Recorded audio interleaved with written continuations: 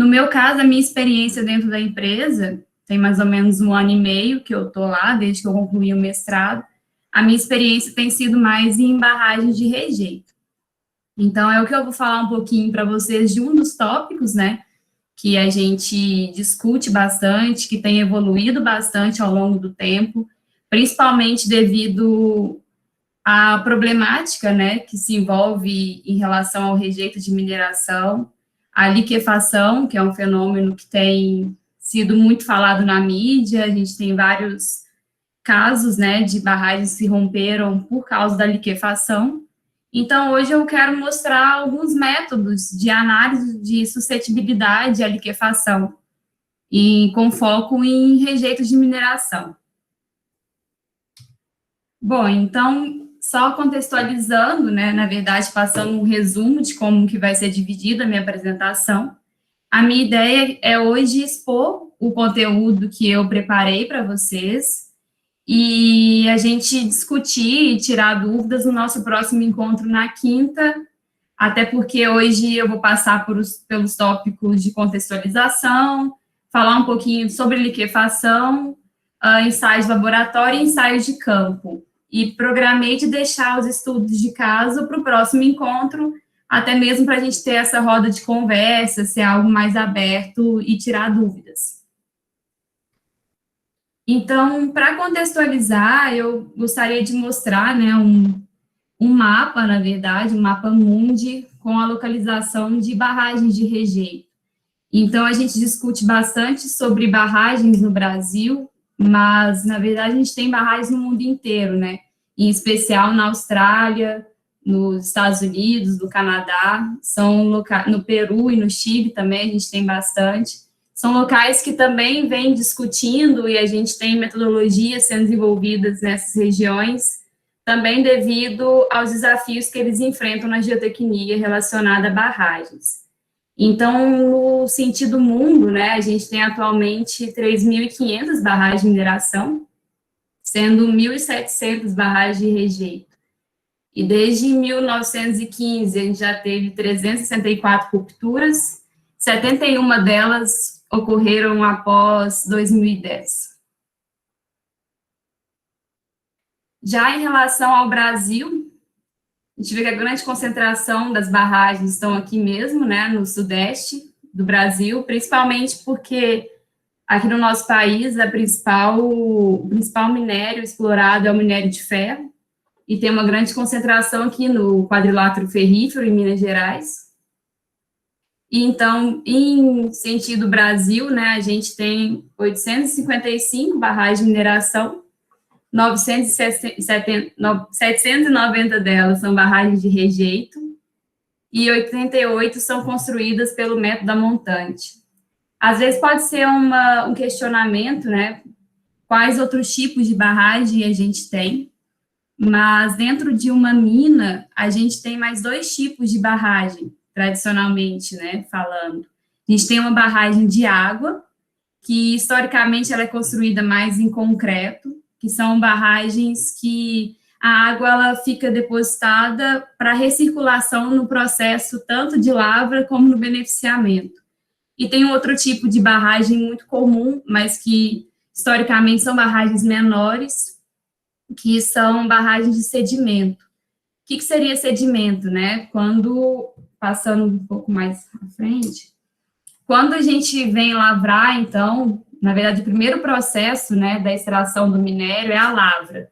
Reconhecido um ambiente que tem um potencial de minério, uma concentração de minério maior nas rochas, é feito o lavramento. Então, eles extraem a rocha e o solo que fica acima, ou o material que não tem um atrativo, não tem uma concentração atrativa de minério, ele é já descartado logo nessa primeira etapa. Esse material descartado é o sedimento. Então, usualmente, a gente observa perto das lavras, né, perto do processo de lavramento das minas, barragens de sedimento, pequenas barragens onde é depositado esse material que não tem o interesse econômico. Já as rochas, né, os blocos de rocha que têm uma concentração maior de minério, eles são encaminhados para uma planta de beneficiamento, e nesse beneficiamento é feita a separação, né? É feita o isolamento do próprio minério e o que resta, né? O que sobra é o rejeito. Então, os rejeitos são subprodutos do processo de beneficiamento do minério extraído da rocha minerada. E ele, então, é o lixo, né? Ele é o lixo do processo de beneficiamento. E esse processo de extração do minério, ele pode ocorrer de diferentes formas. Ele pode vir advindo de processos físicos, como trituração, decantação, separação, ou de processos químicos, com a adição de agentes químicos, a partir da ostulação, que é um processo de calcinação a altas temperaturas. Eu não vou entrar muito no processo de beneficiamento, até porque eu desconheço, e o pouco que eu sei, a gente tem que, em relação à geotecnia, o que é importante a gente avaliar? É importante a gente saber o básico dos processos físicos que aquele material passou, que o rejeito que a gente está trabalhando passou, porque esses processos, eles influenciam principalmente na granulometria e no material mesmo que a gente está tratando, né? Exemplificando isso, no meu mestrado, eu trabalhei com rejeito de zinco, e a gente teve bastante dificuldade na época de fazer a caracterização física desse material. Porque sempre que a gente adicionava água para qualquer procedimento, seguindo a norma de fazer caracterização, a gente tinha uma reação exotérmica, né? Esquentava o becker e saía fumacinha e o material ficava bem sedimentado. E aí eu fui pesquisar um pouco melhor, porque no início eu não tinha tido esse insight de que poderia ter algum agente químico naquele material. E quando a gente fez a análise química da sua composição, a gente viu que mais de 50% do material do rejeito do zinco era composto de dióxido de enxofre. Então, isso é importante porque numa barragem de zinco, por exemplo, de rejeito de zinco, é uma barragem que ela tem que ter uma proteção, né? Ela tem que ser aqui impermeável, uma cobertura impermeável para poder colocar esse material e não ter a contaminação do solo.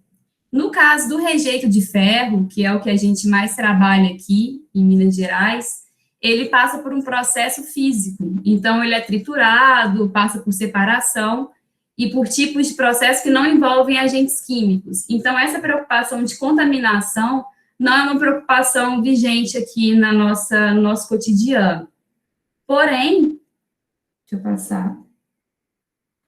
Não, voltando. Porém, esse processo físico, ele vai influenciar na minha granulometria, conforme a gente vai ver nos próximos slides. Eu quero passar um pouquinho aqui, falando dos tipos de alteamento. Eu acho que está bem clichê falar de como pode ser feita uma barragem, principalmente em relação ao método da montante, mas eu gostaria de pontuar aqui, talvez alguma informação nova, de pontos positivos, de prós e contras de cada um dos tipos de alteamento e de disposição. Porque, apesar da barragem de alteamento a montante estar sendo crucificada, né, e com todo motivo, porque as últimas duas barragens que romperam em Minas eram alteadas a montante, ela também tem a sua vantagem, principalmente uma vantagem financeira, né? Por quê? Porque a gente tem aqui, inicialmente, né, a gente constrói o maciço inicial, que é esse primeiro dique, e a partir do momento que o volume disponível, ele chega ao seu máximo, né, a mineradora, no caso, constrói um novo alteamento para aumentar esse volume disponível e continuar utilizando esse reservatório para dispor o rejeito. Então, o que seria um alteamento a montante, né? Seria essa construção de diques subsequentes, apoiados sobre o rejeito que está aqui, né? Que seria a praia de rejeito, como eu vou mostrar um pouco mais à frente. Qual que é o principal problema, né? O risco disso é que, historicamente falando, nunca se teve muita preocupação, não vou falar nunca, que eu não gosto muito de generalizar, mas comumente não se teve a preocupação de pesquisar, né, de fazer investigação, de realmente caracterizar esse material e ver se ele tem condições de ser fundação para um próximo dique. Na verdade, o que a gente tem de problema também dessas barragens é que a maioria é dos anos 1970 e 80, e a gente tem pouco histórico de projeto. Então, muitas vezes a gente chega lá e não tem projeto nenhum, e o que está, a gente tem que tentar avaliar, né? Então, essa falta de conhecimento, que é o que eu também vou citar um pouco mais, é um grande problema dessas barragens alteadas a montante. Em relação às barragens alteadas jusante, a grande desvantagem é que tem um volume, né, muito grande atribuído a elas. Por quê? Porque a gente tem um dique inicial e os próximos alteamentos, eles são feitos sempre apoiados no dique e na região ajusante, nunca apoiado no rejeito. Qual que também é uma outra dificuldade em relação às barragens a jusante? A área disponível a jusante. Às vezes aqui a gente tem alguma outra região ou tem alguma intervenção.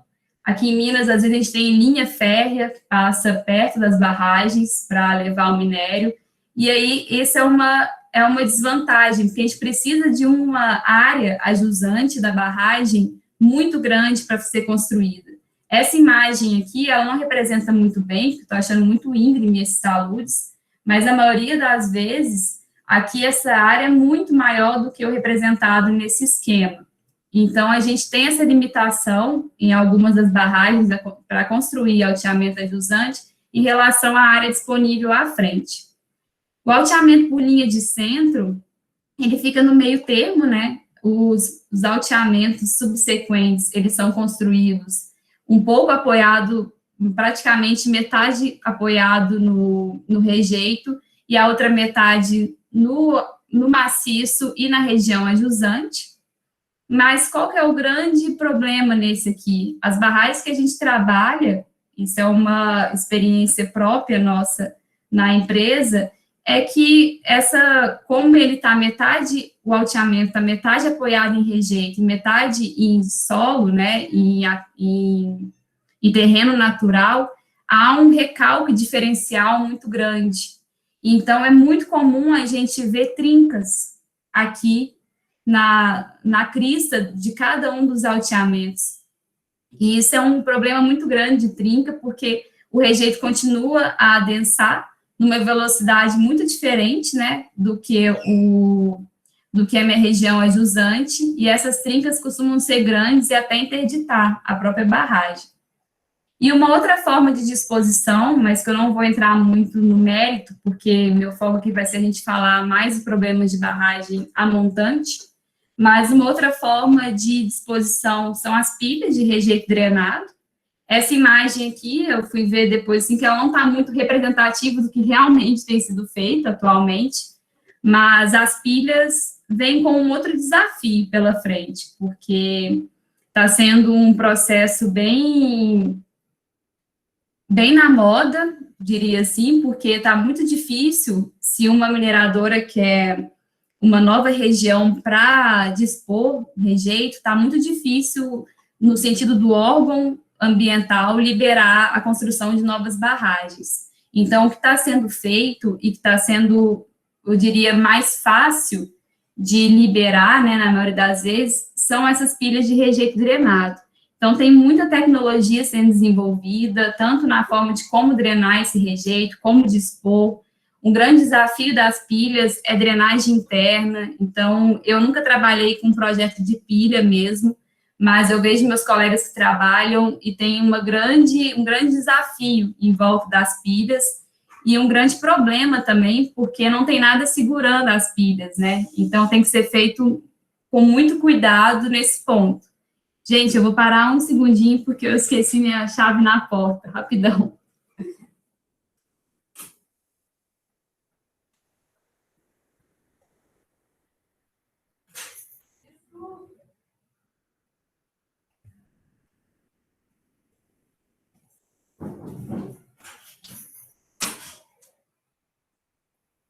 Voltei.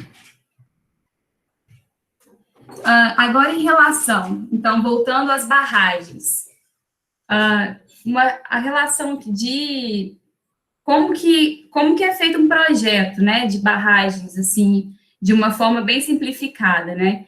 É construído o aterro inicial, que é esse start dam, e a partir dele é feita, então, a descarga de rejeito. Essa descarga, às vezes, tem uma linha com várias saídas, né, várias descargas, ou pontos fixos de espigotes, que são, aqui tem uma imagem, eu não achei nenhuma imagem muito boa, mas essa é bem representativa de como usualmente é feita essa disposição. Então, vem o rejeito em aquedutos, em tubos, né, desde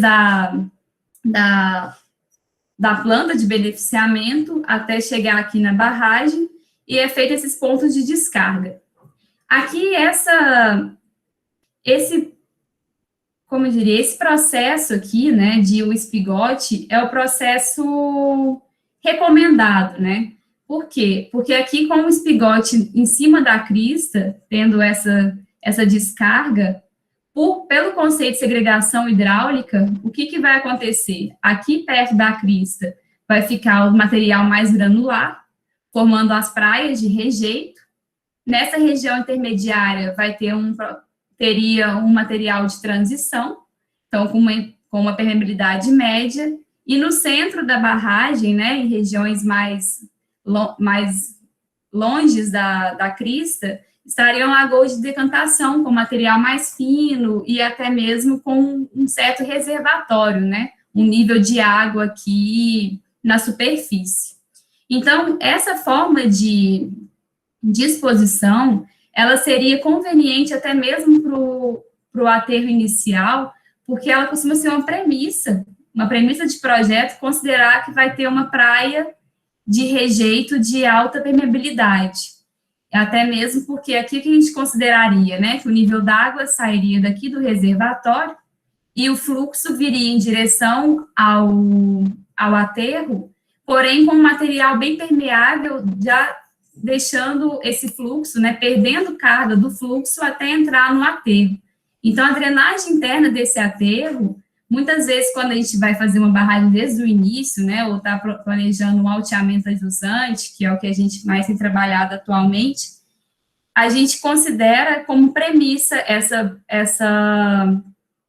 praia para fazer o projeto de drenagem interna do maciço. Entretanto, aqui, então, tem uma foto, só mostrando como funciona essa descarga por espigote. Entretanto, gente, o que a gente também costuma ver em barragens grandes, né, aqui é o caso de Fundão, que rompeu, né, em Brumadinho, essa é uma imagem de Fundão, e aqui uma seção típica. Então, Fundão era uma barragem a montante, aqui só explicando um pouco, né, ela foi um maciço inicial, o primeiro alteamento foi um alteamento de linha de centro, então um pouco apoiado aqui no rejeito e apoiado também no terreno natural, e os alteamentos seguintes foram todos a montante. Ela ainda tem uma particularidade aqui, que não é comum de ver, que é esse afastamento, né? Foi feito, eu não sei o motivo, foi feito um afastamento aqui para continuar com esses alteamentos a montante. Bom, então, ainda sobre os espigotes e a forma de... e sobre a segregação hidráulica, o que a gente vê que, por exemplo, nesse caso real de Fundão, e esse também não é um exemplo único, é bem comum de ser visto, os espigotes, essa disposição de rejeito, não é feita apenas pela crista, mas também da região lateral da barragem, até mesmo para ter uma disposição com um volume maior de descarga ao longo do tempo.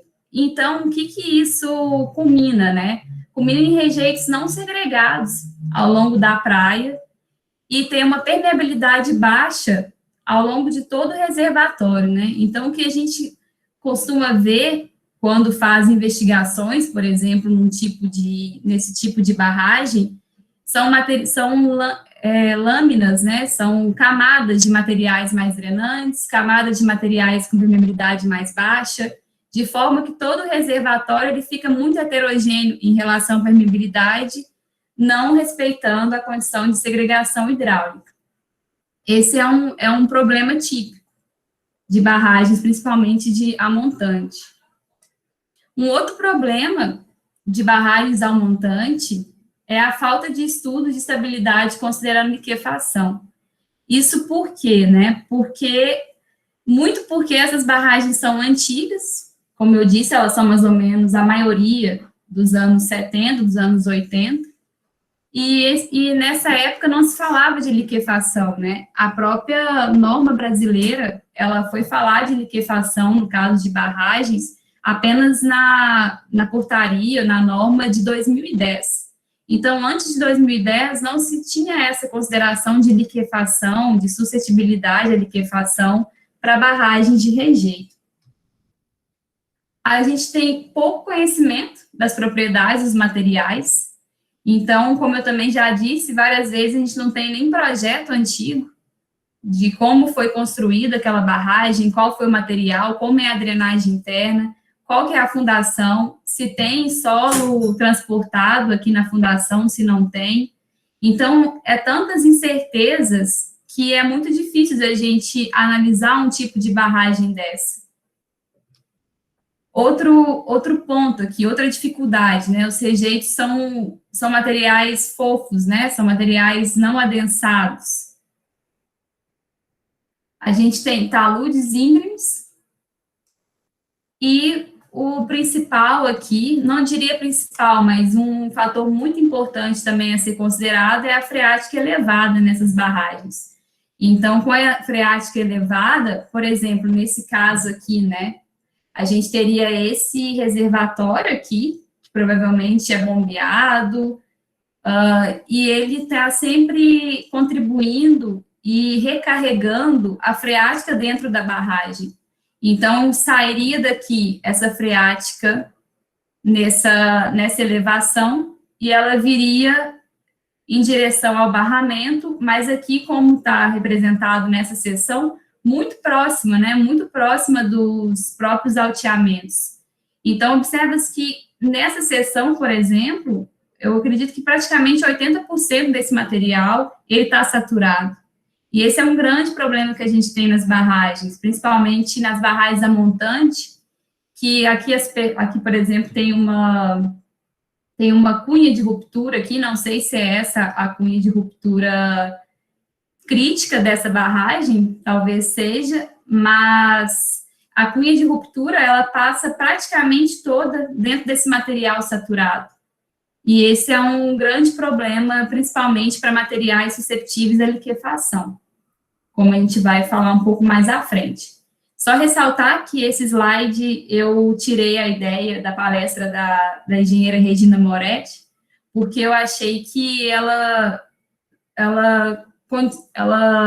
resumiu muito bem os problemas que a gente encontra nesse tipo de barragem e em projetos com esse tipo de situação. Bom, então, passando um pouco mais à frente, né, eu queria só resumir rapidamente o que é liquefação, né? Então, em palavras fáceis, a liquefação é um fenômeno que ele acontece com o material saturado.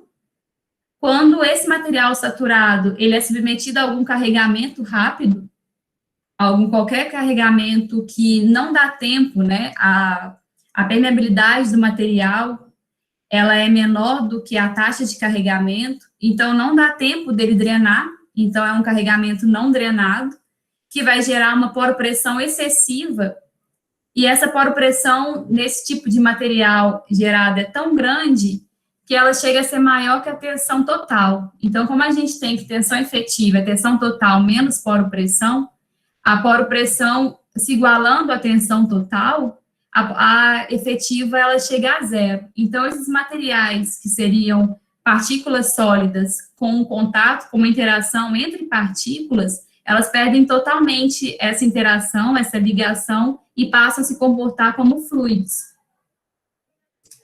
E eu resumi aqui de forma também, acredito que simples, alguns mecanismos que eu considero principal da liquefação.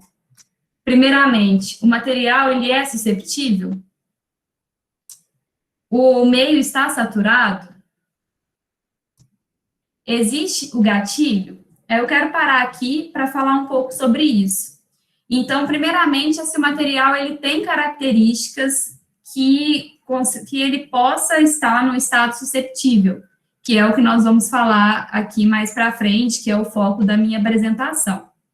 O meio está saturado? Então, como eu disse, né, um material ele só liquefaz em meio saturado. Por quê, né? Porque a geração de poropressão ela é gerada quando tem material, seus vazios são preenchidos com água e ocorre o carregamento não drenado. E essa questão do gatilho, existe o gatilho? Ela é muito discutida e ela é muito questionada por diferentes autores, né?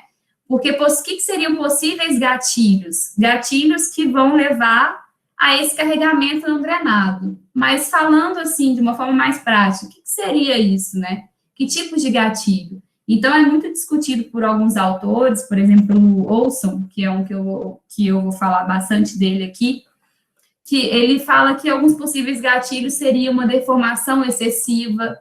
Então, grandes deformações em um material susceptível, ele é um gatilho e causa um carregamento no material. Carregamento rápido, como, por exemplo, a construção de um próximo alteamento. Sismo, né, quando acontece alguma vibração, o sismo é um tipo de gatilho. Variação bruscas do próprio nível d'água, então é um problema que a gente tem quando a gente, às vezes, promove a ideia de um rebaixamento do nível d'água das barragens. Tem muita essa preocupação de não ter um rebaixamento muito rápido do nível d'água, que também pode ser um descarregamento rápido e gerar um gatilho de liquefação. O galgamento da barragem também poderia ser um gatilho, e o Olson ainda fala de gatilhos desconhecidos, que aí tem autores que criticam, mas ele fala desses gatilhos desconhecidos porque, às vezes, não é identificado nenhum tipo de ações que a gente considera como gatilho, e mesmo assim há uma ruptura e a gente não sabe explicar o porquê. Então, ele deixa muito em aberto, assim, do tanto que a gente, às vezes, tem que evoluir ainda, tanto no processo de monitoramento dessas barragens, para entender os processos, como até mesmo na parte de análise. E, então, existindo o gatilho, teria a liquefação desse material, sendo esse material susceptível, e aí depois também tem um pós-gatilho. O que seria esse pós-gatilho, né? Se o material liquefez, o problema não é simplesmente o material liquefazer. Nem sempre que o material liquefazer vai acontecer a ruptura. Por quê? O material pode se liquefazer e a barragem, ela ainda sustentar aquele material. Barragens a jusante, por exemplo, tem essa vantagem. Por quê? Na maioria das vezes, na barragem a jusante, a ruptura, quando a gente faz uma análise de equilíbrio limite, considerando o Mohr Coulomb, e vê a estabilidade dela, né, a cunha de ruptura de barragens a jusante, elas passam exclusivamente pelo maciço, na maioria dos casos, né? Ela passa exclusivamente pelo maciço. Então, independente daquele material que está sendo suportado pela barragem, o maciço não depende da resistência daquele material para se manter em pé. Então, no caso de barragens a jusante, quando ocorre a liquefação, se ocorrer a liquefação, essa liquefação ela não vai causar uma ruptura sucessiva, porque aquele maciço ele consegue sustentar esse material. Porém, voltando aqui no slide anterior, numa barragem a montante, considerando que essa cunha é a cunha de crítica, né, a minha superfície crítica de ruptura, ela passa exclusivamente pelo rejeito. Então, a partir do momento que o rejeito se liquefaz, ele perde tanto a resistência né, que eu não vou entrar muito no caso da resistência, mas ele se vira um líquido, né, então ele perde totalmente a sua estrutura e essa barragem se liquefaz com uma ruptura progressiva. Então, eu coloquei esse pós-gatilho só para deixar, então, essa questão, né, de que nem sempre que ocorrer a liquefação é um modo de ruptura, mas aí a gente depende da estrutura que a gente está lidando. Então, pelo o tema que eu gostaria de abordar, né, mais a fundo, que nós vamos entrar agora, é essa questão, né, o material ali é susceptível? Como a gente avalia se esse material é susceptível? Então, começando com alguns ensaios simples, né, de caracterização, como, por exemplo, a distribuição granulométrica, né, que a gente vê por ensaio de granulometria por sedimentação, peneiramento e sedimentação. Eu gostaria de diferenciar aqui, né, inicialmente, essa distribuição granulométrica. A gente teria, a princípio, dois grandes grupos de solos, né, os solos bem graduados, que tem um melhor preenchimento dos vazios, uma menor variação volumétrica quando carregados, e, consequentemente, uma baixa geração de poro-pressão, e, do outro lado, solos com granulometria uniforme, que tem um maior volume de vazios entre partículas, consequentemente, uma maior variação volumétrica e uma maior geração de poro-pressão. Agora, falando um pouco da distribuição granulométrica, aqui, num gráfico de porcentagem passante por diâmetro dos grãos, Tsushida, em 1970, ele fez uma análise do contorno de solos susceptíveis à liquefação. Na verdade, ele propõe duas faixas granulométricas para os solos susceptíveis. Então, ele propõe aqui um limite inferior, refletindo essa influência de finos plásticos, que tendem a restringir em solos arenosos, então, ou seja, né, ele restringe que o limite seria esse, porque a partir desse ponto, a gente tem finos plásticos que já geram uma coesão, e plasticidade não é uma característica de material susceptível. E aqui ele também fala desse solo natural com D50, né, com o diâmetro passante, 50% do material passante, o diâmetro em que 50% do material é passante, menor que 0,2, estamos vendo aqui 50% aqui, né, ou então maior que 2 milímetros, não seria suscetível à liquefação. Esses resultados, ele chegou de modo empírico, né, com várias análises e analisando os materiais, ele chegou nessas faixas granulométricas. Já Ishihara, em 1985, analisou rejeitos de mineração, rejeitos finos, suscetíveis à liquefação. Então, pode-se observar que nessa faixa que Ishihara chegou, já condiz mais com materiais mais finos. Por quê, né? Porque no caso de rejeito, essa concentração de finos, ela não está interligada diretamente com a presença de argila, né? Com presença de argila mineral. Muitas vezes, no caso, principalmente do rejeito de ferro, por exemplo, que ele passa por um processo de beneficiamento de quebra, então, o que a gente observa é que grande parte desses finos presentes no rejeito são, na verdade, partículas de areia, de quartzo quebradas, e não são sinônimo de argila mineral. Então, ele, apesar de ser com granulometria condizente com argila e silt, ele tem uma baixa plasticidade. Então, nesse contexto, o que a gente deveria também avaliar para saber para analisar a suscetibilidade, né? O limite de consistência.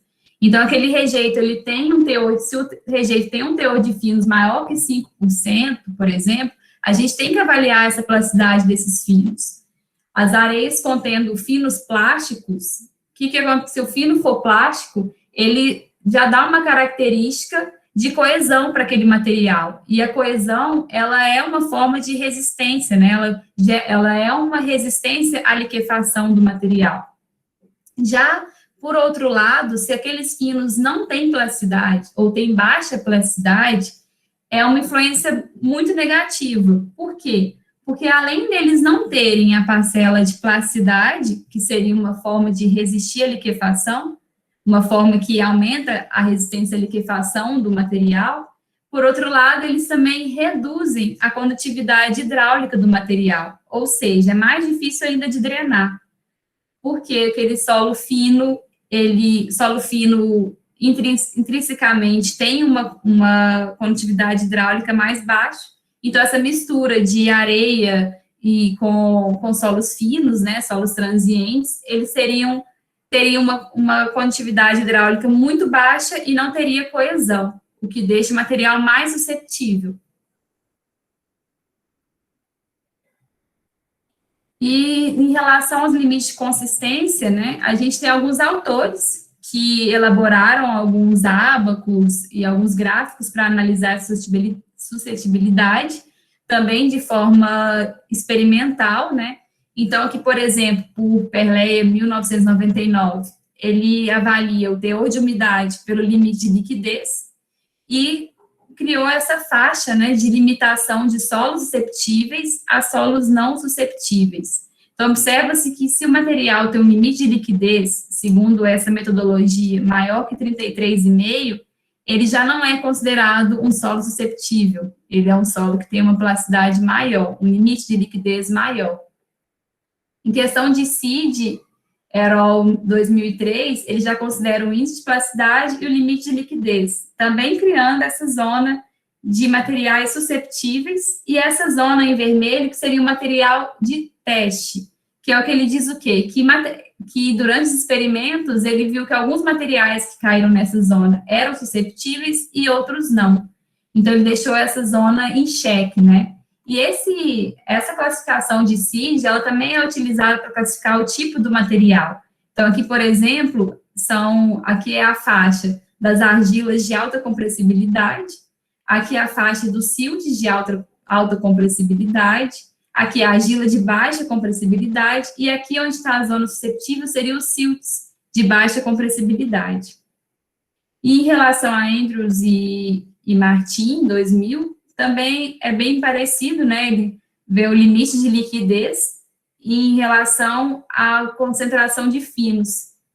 Então, aqui ele também divide algumas faixas, que no estudo de caso também eu vou mostrar melhor, então, um material sendo classificado por esses tipos de metodologia. Então, nesse caso, o limite de consistência, o que seria necessário de fazer de ensaio para a gente analisar a partir dessas metodologias, né? Um ensaio de limites de Atterberg, de limites de consistência, que seria o limite de liquidez e o limite de plasticidade, sendo o índice de plasticidade a subtração, né, do limite de liquidez menos o limite de plasticidade, e o teor de umidade, tanto de campo como laboratório, principalmente para esse tipo de metodologia aqui. Agora, passando para ensaios especiais, né, na academia, principalmente na URGS, para mim era bem comum fazer esse cisalhamento triaxial, né, a gente tem vários equipamentos, mas aqui quando eu cheguei na empresa, o cisalhamento por carregamento não drenado, ele é chamado de ensaio especial. Então, os ensaios mais comuns são de caracterização física, e os ensaios de resistência, eles são tratados aqui como ensaios especiais. Bom, então, tratando um pouco de cisalhamento por carregamento não drenado, qual que é o comportamento de material susceptível? É um comportamento frágil, né? Ele tem uma resistência de pico. Aqui eu coloquei um esqueminha, né? Um esqueminha de tensão, deformação. Então, esse material frágil, o que quer dizer a fragilidade, né? Ele atinge um pico de resistência passado pouca deformação, com pequena porcentagem de deformação, ele já atinge seu pico, e em seguida ele tem uma redução bem brusca de resistência aqui, atingindo uma resistência residual, seria essa que eu estou relacionando. Para a gente avaliar um comportamento frágil, é utilizado o índice de fragilidade, que é o percentual de variação da resistência, né? Que é a resistência de pico menos a resistência residual, dividido pela resistência de pico. Então, quanto maior esse índice de fragilidade do material, mais frágil ele é, né? Ele mais tem essa queda brusca aqui de resistência após atingir o pico.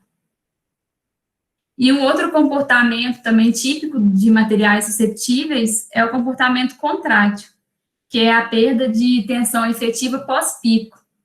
E esse comportamento contrátil, a gente pode avaliar através de ensaios de laboratório triaxial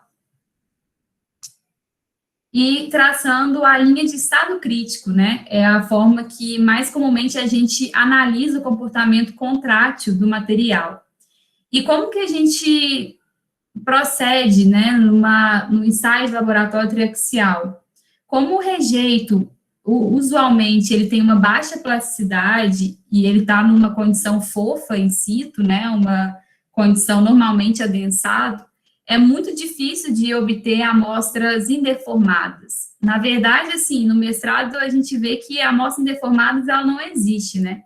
Mas a gente consegue, de alguns materiais, obter uma amostra pouco amolgada ou pouco, com pouca variação, né, dependendo do material, e ainda consegue obter o estado de tensão dele in situ, mesmo naquela amostra Shelby e tudo. Na relação do rejeito, a gente tem visto que é bem difícil de tirar esse tipo de coleta de amostra. Tem tido agora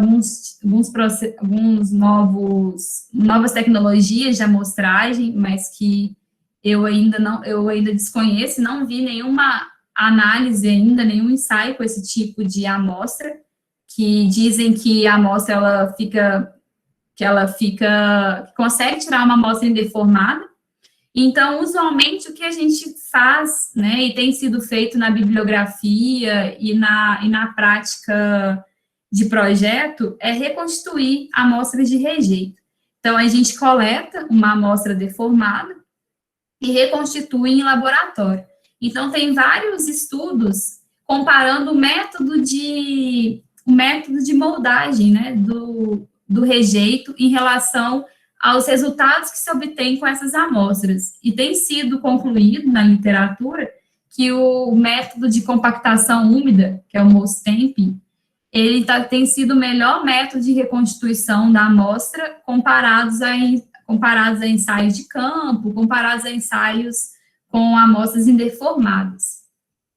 E as amostras reconstituídas, qual que é o problema envolvido nisso, né? O problema ou a vantagem, né? A vantagem é que ela tem a mineralogia do rejeito, né? Ela mantém a mineralogia do material, porém ela não tem mais aquele estado de tensão in situ. A gente perde essa informação daquela amostra. Então, em laboratório, o que essa amostra é muito útil para a gente? Ela é muito útil para a gente chegar na linha de estado crítico do material. Por quê? Porque a linha de estado crítico do material, ela é uma característica intrínseca, né? Ela é uma característica intrínseca do material relacionado com a mineralogia do material. Então, com amostras reconstituídas, a gente consegue obter essa linha de estado crítico e analisar a partir daí o comportamento do material contrátil ou dilatante. Então, voltando aqui, a linha de estado crítico ela é definida como a relação entre o índice de vazios e a tensão efetiva média, em uma condição alcançada depois de ter passado grandes deformações, né? Quando se atinge grandes deformações, em que o solo ele continua a sofrer o cisalhamento, porém ele mantém com volume constante e tensão constante. Então, seria, olhando no gráfico tensão-deformação, seria nessa porção aqui, né, onde a gente não tem mais uma alteração da tensão desvio, da resistência, e a deformação continua. E em relação ao plano de tensão efetiva média por índice de vazios, a gente tem, então, a linha de estado crítico aqui. E aqui também eu plotei para a gente comparar, eu até tirei esse tipo de análise aqui da apresentação do Robertson e do Schneid, cada um na sua apresentação, né, foram apresentações separadas, palestras separadas no ciclo de Geotecnia Brasil. Inclusive, são palestras bem interessantes, relacionada a rejeito de mineração, que eu acho que vale a pena de assistir. Bom, então, voltando aqui, né?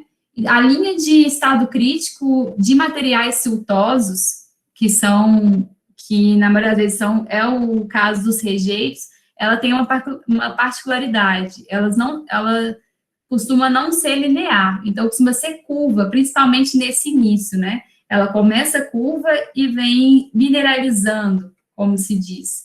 Então, aqui a gente, no ensaio triaxial, nossa, esses pontos não ficaram muito bem em cima da reta, tá, gente? Desculpa, mas vamos dizer que estão. Então, no ensaio triaxial, a gente vai aqui plotar qual seria a trajetória para esses 3 pontos, tá? Partindo desse primeiro ponto, que foi um ponto, então, aqui primeiramente, né, a linha de consolidação isotrópica, então a gente fez um triaxial CIU, que é um triaxial consolidado isotropicamente e depois cisalhado de forma não drenada, né? Então, de forma que não tem variação de volume e a geração de poropressão.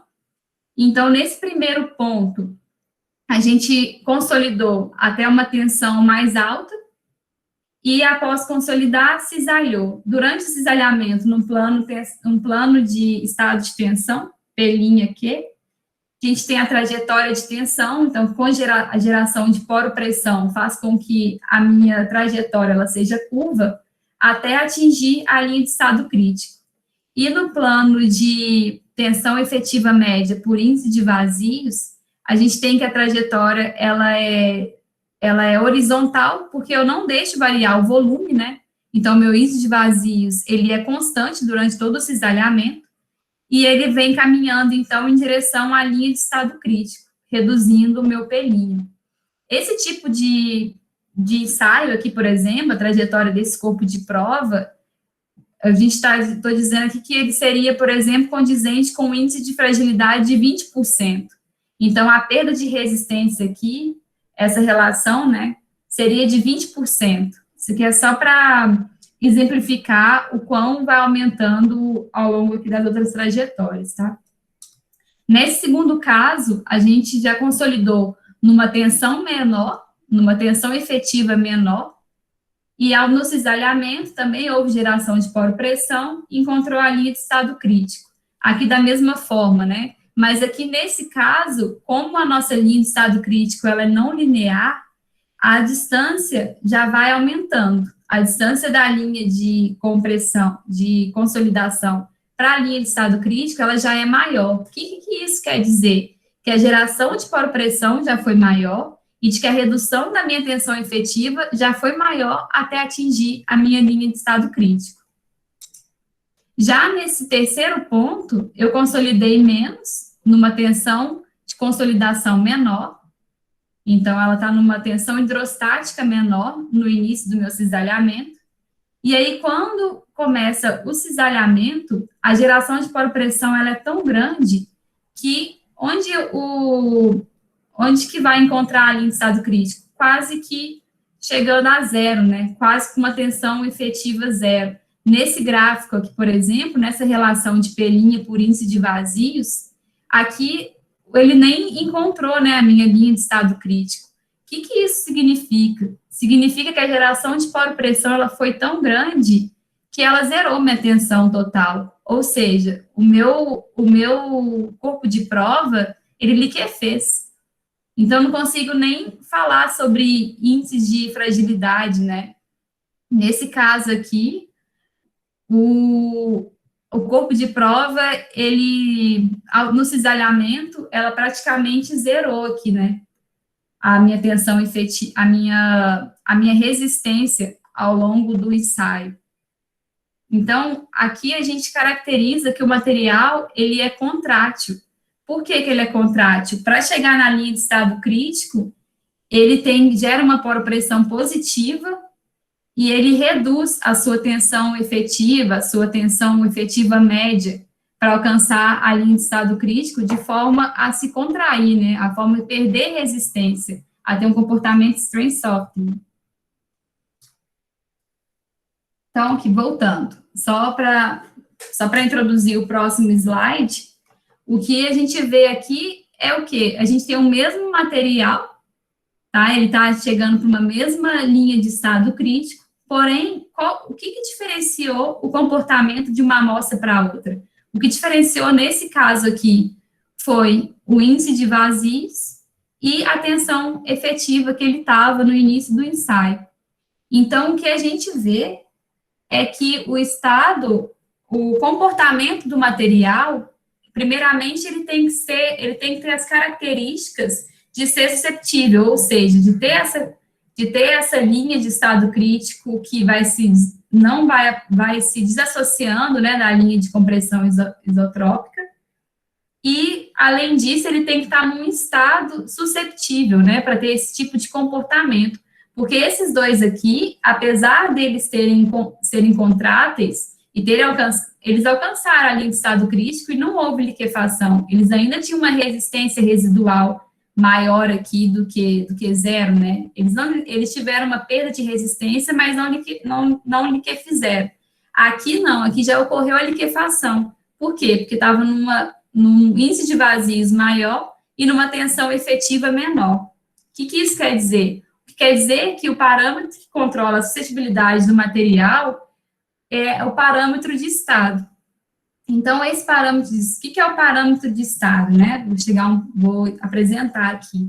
O parâmetro de estado, ele relaciona a propriedade fundamental do material, que é a linha de estado crítico, que é uma característica intrínseca do material, e o estado do material in situ. Isso também foi relacionado pelo Schneid nessa palestra. Então, aqui exemplificando, né? Gente, tive um probleminha com o meu P0 aqui. Então, primeiramente, eu tenho uma tensão inicial, uma tensão in situ inicial, e esse ponto aqui, então, se ocorrer o desalhamento não drenado, ele vem para cá. Então, ele está no índice de vazios inicial. E qual que seria o índice de vazios correspondente a essa mesma tensão efetiva, essa mesma tensão efetiva média? Esse índice de vazios crítico. Então, qual que é meu parâmetro de estado nesse ponto aqui, nessa condição, né? Primeiramente, eu tenho, então, um ponto numa tensão in situ, no P'0, e ele no E0, e aqui seria o índice de vazios correspondente à mesma tensão de confinamento, a mesma tensão efetiva, porém na linha de estado crítico. Então, aqui no caso, eu teria que o parâmetro de estado é o E0 menos EC. Como o E0 é maior que EC, que é meu índice de vazios crítico, ele é maior que zero, é um material susceptível, é um material contrátil. Por quê? Eu estou aqui, para chegar de forma não drenada, né, esse ponto, alcançar a linha de estado crítico, ele vai reduzir o P', então, de forma contrátil, acontece uma perda de resistência do material.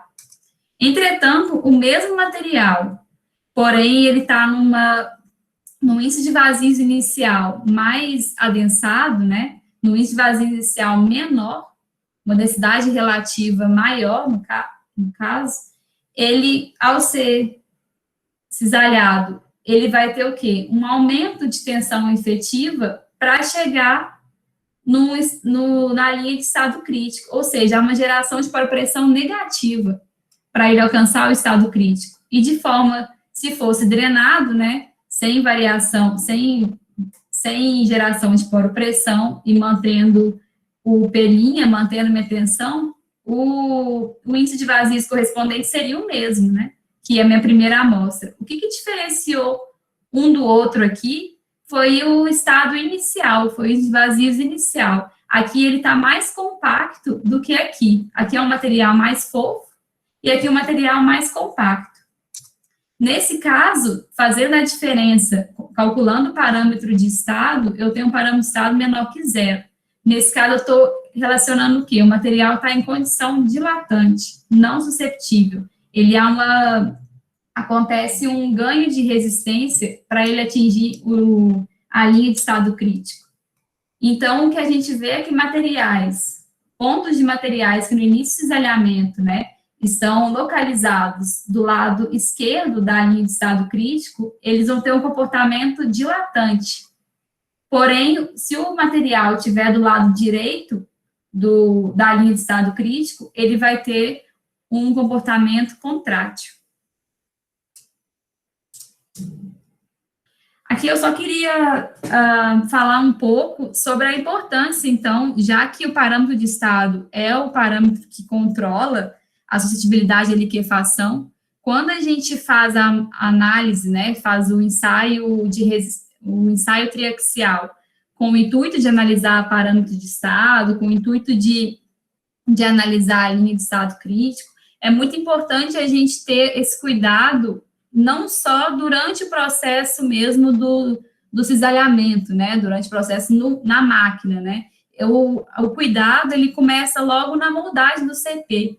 Aqui eu coloquei algumas imagens do meu mestrado, né, eu acho que talvez vocês vão identificar essa mesma realidade aí atualmente. A gente fazia de forma a vácuo, né, preenchia com vácuo, apesar de parecer um pouco assim, amador, funcionava, né, e a gente fazia dividia em camadas e fazia, então, um método de compactação úmida, né, compactando as camadas de forma a que a gente fazia aquela escarificação para fazer a próxima camada.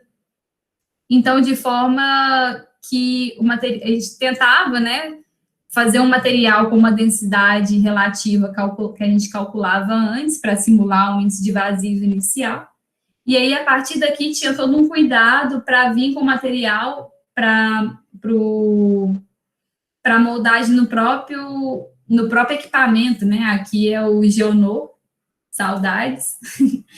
Aí a gente moldava, às vezes, o que eu percebia muito é que a gente tentava fazer, né? Eu trabalhei muito com a Bruna, a gente tentava fazer um CP mais fofo um pouco, e às vezes a gente chegava para fazer acoplar aqui, né, esqueci o nome, mas com a pedra porosa e colocar os O-rings aqui, e aí às vezes a gente amolgava um pouco essa amostra, e o resultado já saía bem dilatante, o resultado já saía bem diferente do que a gente queria. Então, esse cuidado, ele é muito importante quando se quer analisar parâmetro de estado, e principalmente a liquefação, porque a gente tenta moldar um CP bem fofo, né? E para moldar um CP fofo, é difícil mesmo de passar por uma câmara e para fazer a moldagem. Então, muitas vezes, o que eu tenho visto em algumas pesquisas, e alguns artigos é do pessoal moldando diretamente em cima do espaldar e tentando alguns métodos de amolgar menos essa amostra. Bom, gente, de triaxial era isso que eu tinha para falar até agora. E eu vou passar, então, para alguns tipos de ensaios de campo. Eu programei falar de CPTU e de VN-teste. Dá uma olhada no tempo, já são 8h15, já está tranquilo. Então, eu vou falar um pouco de CPTU, de como a gente analisa os ensaios de CPTU a fim de avaliar a suscetibilidade do material.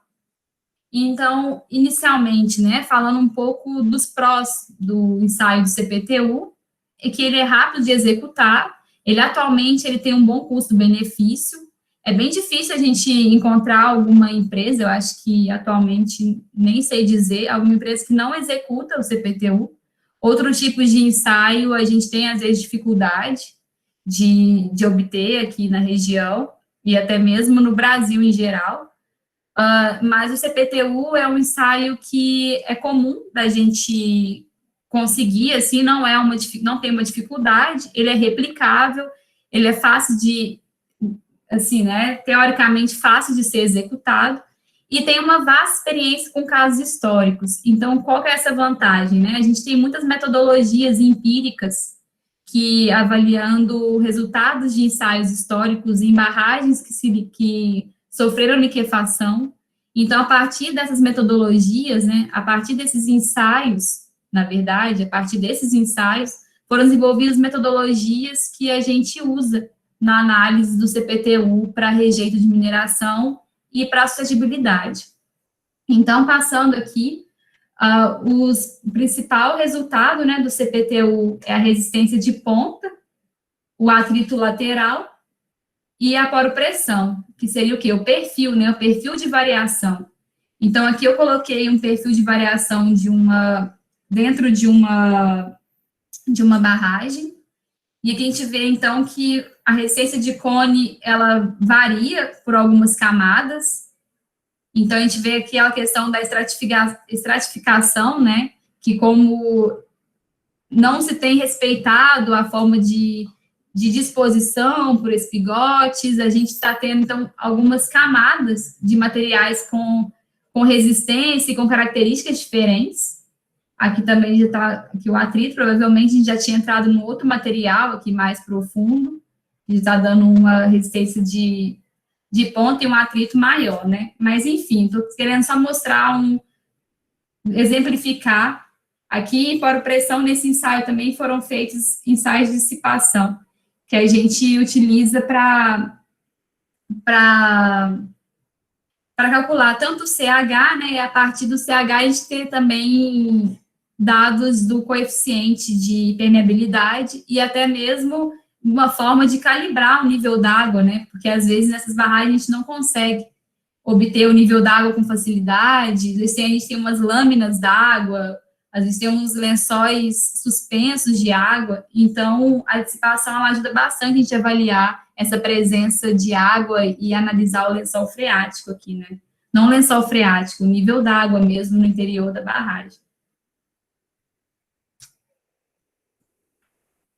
Os ensaios de campo do tipo... Então, ensaios de campo tipo CPTU, a gente utiliza principalmente as propostas de metodologia de Olson e Stark, de Robertson e de Jeffers e Bean. Na verdade, gente, eu tinha alguns outros... Até me perdi um pouco aqui, porque tinha... Deixa eu só ver minha apresentação, porque tinha outros slides aqui, eu acho que eu ocultei. Deixa eu só voltar com eles, que eu gostaria de mostrar também. Só um momentinho. Pronto, deixa eu voltar à apresentação. Nossa, mas aí voltou depois.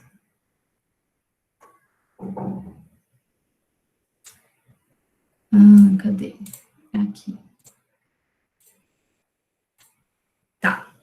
Então, primeiramente, eu falei dos prós, e eu tinha ocultado, achando que talvez não daria tempo, mas vai dar tempo sim, então eu vou citar também alguns contras do ensaio do tipo do CPTU. O que seriam os contras? Seria no caso em relação ao rejeito, né, especificamente, que é um material siltoso, que em materiais siltosos, a cravação do CPTU, ela pode ocorrer parcialmente drenada, né, mantendo a velocidade dos 20 milímetros por segundo, se não me engano, que é uma velocidade padrão do CPTU, ele pode ser que o material ele tenha uma drenagem parcial. E essa drenagem parcial, ela dificulta a avaliação e a interpretação dos resultados que a gente obtém.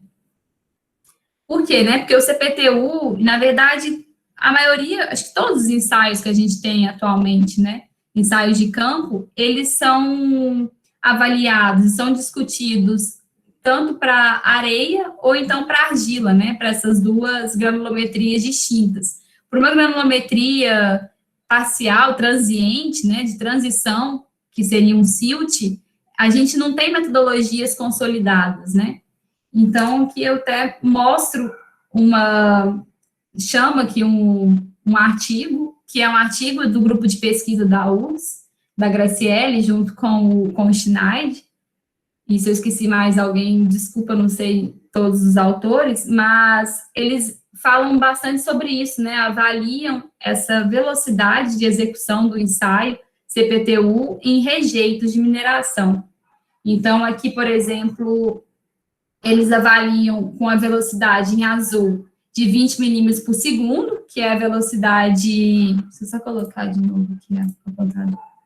Que é a velocidade padrão do CPTU, e aí executa o ensaio na mesma região com uma velocidade inferior, e com outra velocidade ainda inferior, né, de 1,5. Então, e eu comparo entre esses resultados. A gente pode observar aqui, de forma bem simples, né, que o atrito lateral é o que, aqui, a gente observando, com essa variação de velocidade, o tanto que muda a questão do perfil do ensaio, né? Então, eu acho que eles pretendiam fazer aqui, não me recordo muito bem sobre o artigo, mas na minha cabeça faz sentido a gente observar que eles quiseram simular um ensaio drenado, né? Porque eles foram reduzindo a velocidade de forma a tentar que a própria pressão gerada se dissipasse ao longo da cravação, não tivesse uma pressão ao longo da cravação, né? Então, o Schneider, ele levanta também nessa mesma palestra que, de forma teoricamente conservadora, né, as empresas de projeto, a gente tem tratado mesmo esse material como solos argilosos e utilizado metodologias de análise para solos argilosos, porém, ele cita que, ao atribuir ao solo siltoso métodos de análise para solos argilosos, a gente pode estar, na verdade, não sendo conservador. Pelo contrário, a gente pode estar superestimando as propriedades do material. Então, ele fala que é bem importante mesmo a gente analisar, primeiro, em condições de drenagem foi feito esse ensaio, antes da gente avaliar os resultados. Então, só para entrando um pouco mais nisso, ele apresenta esse gráfico, que foi retirado desse artigo também, que é um artigo interessante. E aqui ele apresenta, por exemplo, alguns resultados, né, de ensaios de CPTU. Essa linha verde, com esses pontinhos, é de um ensaio em argila, em um solo argiloso, e esse dos xizinhos seria um ensaio em areias. Então, o que ele mostra, né? Ele mostra que os triângulos aqui, que me chamam mais atenção, seria ensaios em rejeito de ouro, que é um rejeito siltoso, que então ele teve essa drenagem parcial, né? Então, por que ele fala que a gente pode estar superestimando? E se a gente pega um material que está nesse valor aqui, e a gente faz essa análise aqui, na verdade, a gente deveria, para poder utilizar as metodologias do argiloso, a gente deveria primeiro compatibilizar essa resistência que eu obtive aqui no silt para uma resistência compatível com o não drenado. Ou seja, eu deveria primeiro diminuir esses valores que eu obtive no meu ensaio para depois avaliar de uma forma não drenada. E ele fala que esses valores eu posso estar superestimando quase que 10 vezes os parâmetros e as análises que eu tenho feito. Uma outra forma de avaliar é que se a gente quer utilizar, né, metodologias para areia, por exemplo, então a gente teria que vir com esses valores e compatibilizar para essa região drenada, para depois sim fazer as análises. Em relação, assim, falando da minha experiência com isso, né, para mim foi algo novo quando eu vi ele citando, e eu levantei essa bola lá na empresa, mandei o artigo, a gente tem discutido, peguei alguns ensaios que há pouco tempo a gente tinha avaliado, e eu vi que, pelo menos, os ensaios que a gente tinha, né, que foi em rejeito, eles estavam caindo nessa região. Mas ainda a gente tem que avaliar melhor, porque é algo, para mim, recente, então a gente está fazendo uma retroanálise dos nossos dados para ver se a gente não está caindo nesse erro, né? Então, é sempre muito importante ir e voltar, né? Ir e voltar. Tem sempre essa imprecisão, né? Essa incerteza nas análises e rejeito por ser um material muito novo, né? Não tem uma ciência, uma geotecnia muito consolidada para um material parcialmente drenado. Então, a gente tem que sempre tomar um cuidado, e eu achei muito interessante levantar esse ponto, que o Schneider discute, e que para a gente é muito importante mesmo fazer essa análise inicialmente, para avaliar de que forma que é melhor a gente conduzir as nossas análises dos ensaios de CPTU. Então, como proceder, né? O Schneider indica alterar a velocidade de cravação, que é algo também que a gente está querendo propor, né? De fazer um ensaio mais rápido, para ver se a gente consegue realmente um não drenado, né? Nos ensaios que a gente conseguia observar que teve uma drenagem parcial, ou então obter valores de coeficiente empírico ou teórico para fazer essa associação. Que aí eu acredito que tem que ter um banco de dados grande, como ele tem aqui, e como a gente pode obter, para fazer essa análise paramétrica e obter algum parâmetro, algum fator de correção, que é algo que eu ainda não cheguei. Falando, então, agora voltando, né, às metodologias já consolidadas para análise de suscetibilidade e liquefação, a primeira delas que eu cito aqui é do Olson e Stark, que são autores que discutem bastante sobre rejeito, e eles propõem um ajuste à relação proposta inicialmente por Fier e Robertson, em 1995, considerando valores de QC1, que são valores normalizados da resistência de ponta do CPTU. E aí, por uma retroanálise, né, eles plotando aqui os pontos de ensaio CPTU executados em barragens que romperam por liquefação, eles obtêm essa curva que limite, né, que é essa envoltória, que é essa envoltória calculada aqui por QC1.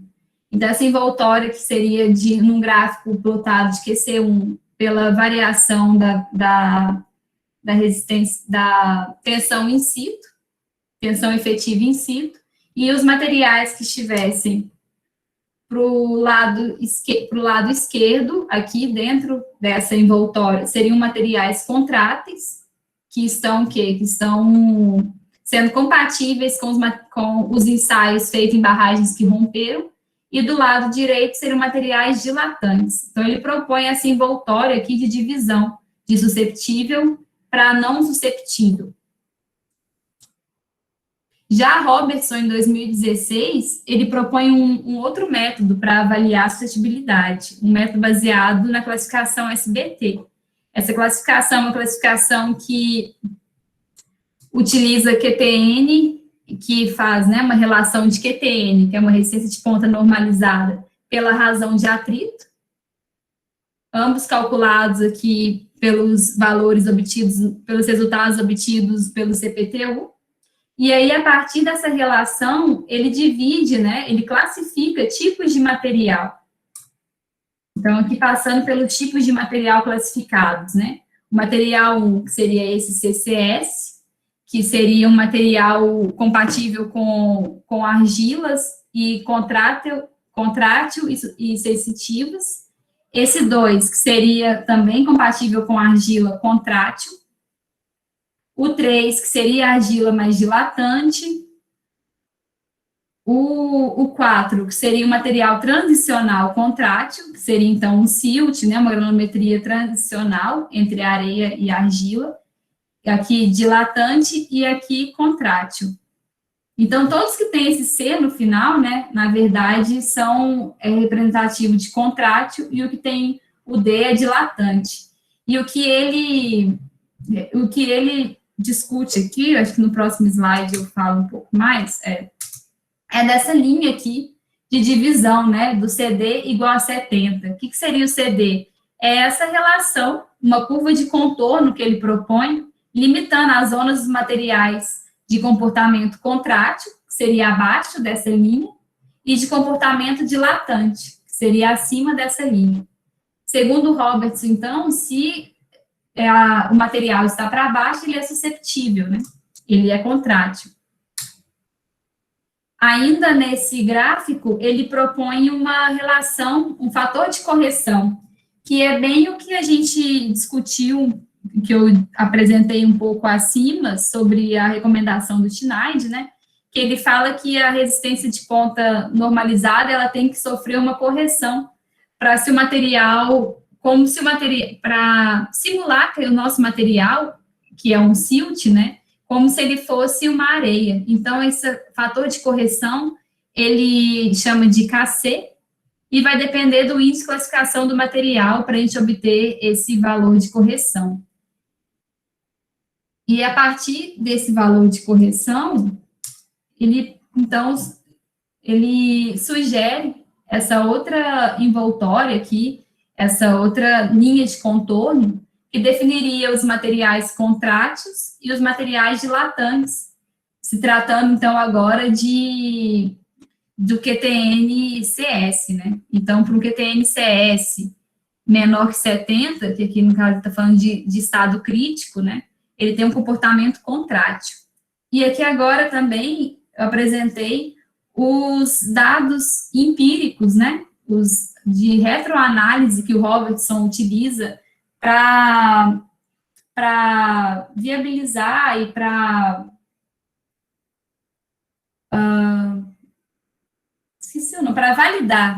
validar a teoria dele, ele utiliza esses dados de ensaios CPTUs também realizado em barragens de liquefação. Ele classifica os tipos de ensaios, né, de classe A, excelente qualidade de dados, que seria essas bolinhas pretas, o classe B, que seria uma qualidade inferior de dados, que são essas bolinhas cinzas, e o C, D e E, ele já chama de dados de pior qualidade, que seriam esses em quadradinhos, né? Então, observa-se que, tirando alguns desses de quadradinhos, os outros todos ficaram abaixo dessa envoltória limite que ele estima aqui para avaliar a suscetibilidade. Já falando da teoria de Jeffreys e Bean, desenvolvida em 2016, Jeffreys e Bean, eles têm um livro, né, de liquefação que é muito famoso e que é muito bom mesmo, da teoria de estado crítico, e eles discutem bastante sobre estado crítico, e dentre as teorias que eles desenvolvem, tem essa metodologia baseada na teoria dos estados críticos de parâmetro de estado, né? E então, eles, a partir do CPTU, eles avaliam que, também utilizando dados históricos, eles avaliam que no ensaio de campo do CPTU, para o material ser susceptível, ele não fala dessa relação dele ser maior que zero, né? Ele fala que esse limite aqui, esse ponto de inflexão, né, que seria o que diferenciaria um comportamento dilatante de um contrátil, não seria o valor de zero, seria o valor de menos 0,05, que é o que ele chega pela análise dele de ensaios, né? Então, para Jeffreys e Bean, para eles, o ponto de inflexão, então, de contrátil para susceptível seria o menos 0,05. Então, se o parâmetro de estado é maior do que esse valor, ele considera um material contrátil, e se é menor que esse valor, é não contrátil. Nesse ponto, para avaliar o parâmetro de estado pelo CPTU, a gente tem duas teorias consolidadas, acredito que tem mais tipos de teorias, tem uma outra de cavidade, mas o que a gente mais utiliza, a gente tem utilizado mais, é essa de Plewis et al., de 1992, que fala do parâmetro de estado, como obter parâmetro de estado a partir das análises do CPTU. Então, nesse caso aqui do Plewis, ele ainda conversa, né, o triaxial, os dados de triaxial com os dados do CPTU, mas ele também propõe uma forma de obter esses valores a partir só do CPTU. Só que eu acho interessante porque ele cria uma metodologia de avaliação do parâmetro de estado aqui, por exemplo, né, o QP viria do CPTU, e também a razão de atrito lateral também viria do CPTU, mas ele consideraria que o parâmetro de estado crítico, que no caso essa é a inclinação, né, da linha de estado, a linha de estado crítico, e o gradiente da linha de estado crítico no plano P'(Q). Então, esse parâmetro de estado crítico aqui é a inclinação da linha de estado crítico no plano de P' por índice de vazios, e esse gradiente, que é o M, a gente também, provavelmente, vocês vão lembrar aí das aulas do Lucas, né, que a gente vê bastante sobre isso, que é o gradiente da linha no plano P'(Q), né, está relacionado aí ao ângulo de atrito no estado crítico. Então, ele faz toda essa metodologia de forma a calcular um parâmetro de estado a partir desses dois ensaios, um ensaio de laboratório e um ensaio de CPTU. Já Robertson, em 2010, propôs essa equação, que é relacionado só ao QTN-CS, que também é uma forma de avaliar o estado crítico, né? Porque ele relaciona essa resistência de ponta normalizada com relação ao como ela seria no estado crítico, né? Então, ele vem e calcula da mesma forma que eu mostrei anteriormente, né, com um fator de correção, o QTN, e aqui estimaria o parâmetro de estado.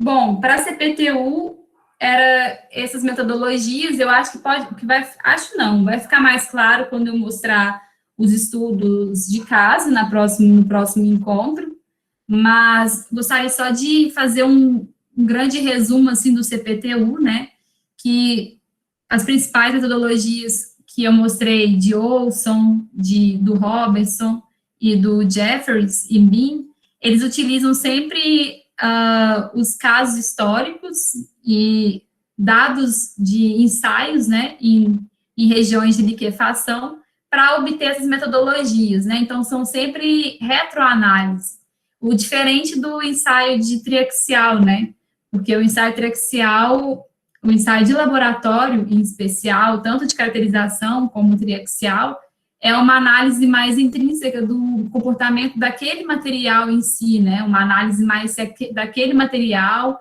nas suas condições, a sua linha de estado crítico.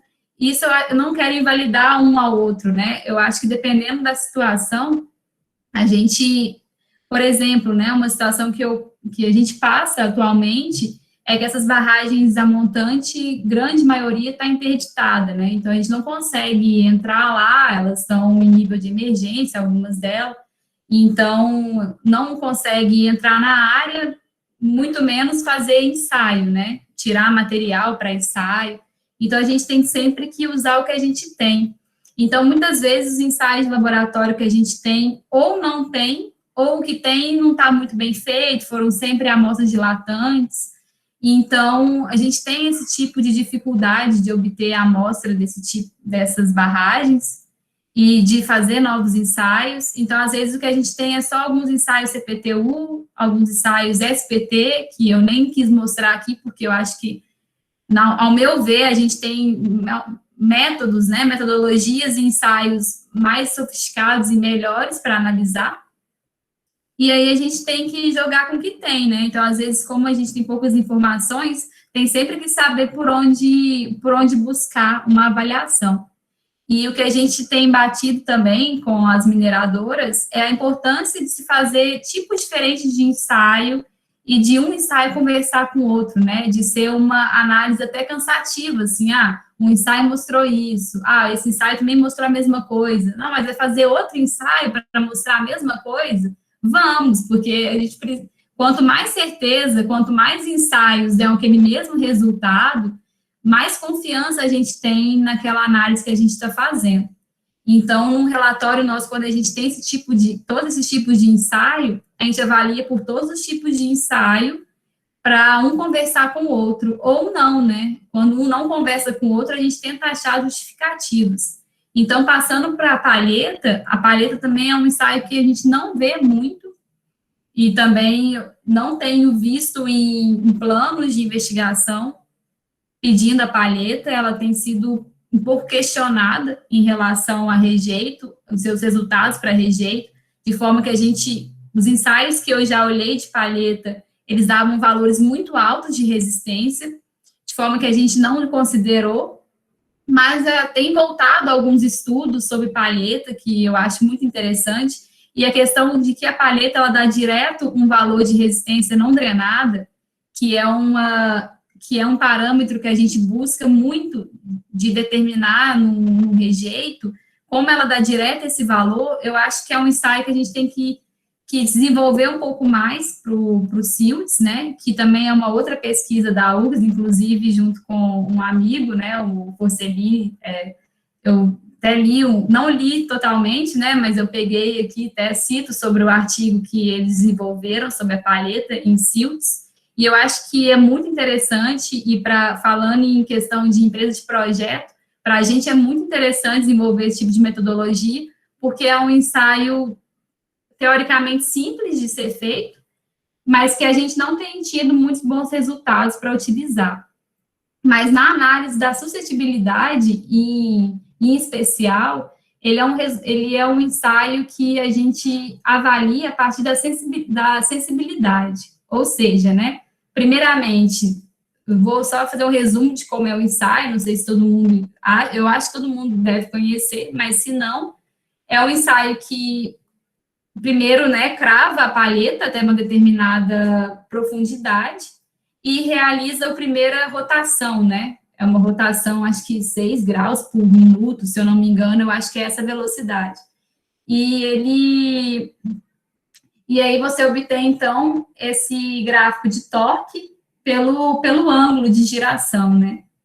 O torque seria a resistência do material pelo ângulo que você está girando. Então, tem esse pico de resistência aqui nesse primeiro torque, né? Que seria um torque máximo. Depois de feito esse toque máximo, o que a gente faz, né? Pelo menos a gente pede para fazer, né? É rotacionar naquele mesma região, a gente rotaciona 10 vezes a palheta, e aí realiza novamente o ensaio. Ou seja, por que rotacionar 10 vezes, né? É que a gente acha que com essa rotação, naquele mesmo ponto, a gente está destruindo a ligação, né? A gente está amolgando aquele material. Então, esse torque mínimo aqui seria a resistência do material amolgado, que no nosso caso, a gente tem feito uma relação de um material liquefeito, né? Que seria praticamente uma resistência muito baixa aqui, às vezes chega em alguns ensaios que a resistência é nula. Então, é um ensaio usualmente empregado para argilas, mas que eu acredito que a gente tem que desenvolver mais para silts.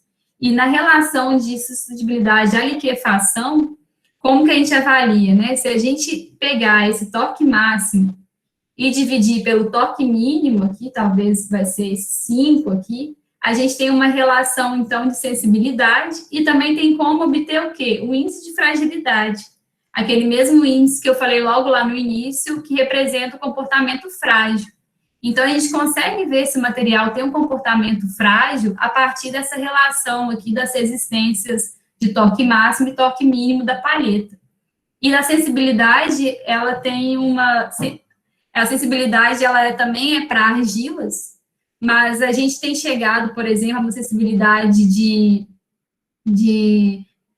areias, de argilas que muito sensitivas, ou média acessibilidade, o que também mostra o quê? Que essa relação, quanto maior for, que mais perda a gente está tendo, né? Até uma relacionada à outra, na verdade, sensibilidade e o índice de fragilidade. Então, se o índice de fragilidade é muito alto, a gente considera que está mostrando que o material tem um comportamento frágil, né? E é suscetível à liquefação.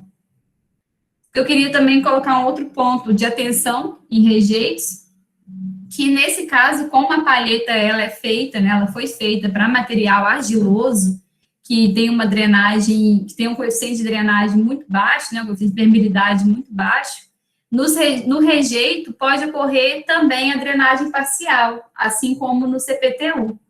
E a velocidade padrão da palheta, como tinha dito, é 6 graus por minuto, e aí pode promover um ganho de resistência a partir dessa drenagem parcial, né? E ter valores altos de SU, como eu disse que a gente costuma ver nos resultados. Então, aqui só para exemplificar, esse é um resultado que a gente tem para uma barragem de rejeito. E o que a gente vê aqui? Quando eu peguei inicialmente esse resultado, eu não entendi muito bem por que ele dava, né? Eu achei que até que era algum ruído, né? Que a gente vê muito no triaxial, eu pensei, é um ruído do ensaio. Só que conversando melhor com alguns colegas, a gente viu que não era ruído, são pontos de drenagem.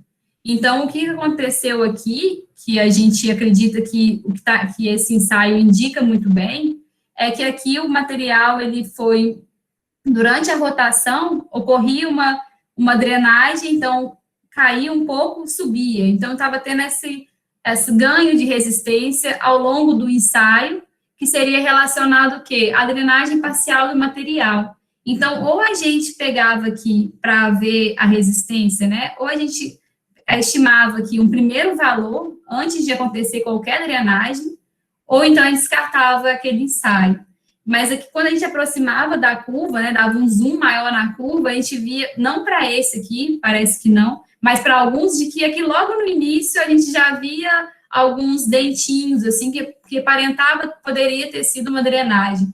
Então, alguns ensaios desses a gente não considerou na análise, mas eu achei que era interessante de mostrar, porque ele representa bem esses pontos de ganho de resistência a partir da drenagem ao longo do ensaio.